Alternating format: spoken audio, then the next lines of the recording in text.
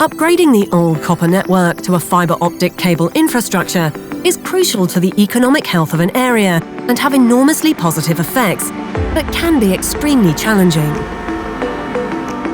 FAST2FIBRE's proprietary technology helps you boost the information flow with minimal disruption to the people, businesses and traffic along the cable's route, resulting in huge savings in civil engineering, permits and traffic management costs. There are minimal traffic disruptions or excessive excavation since the old cable is cut in 2 points, up to 100 meters apart. The biodegradable FAST2FIBRE fluid is pumped into a targeted layer of the cable.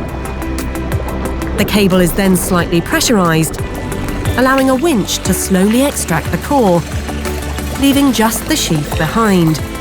This can then be used to protect and guide the fibre optic cable along the existing route, increasing the productivity of installation.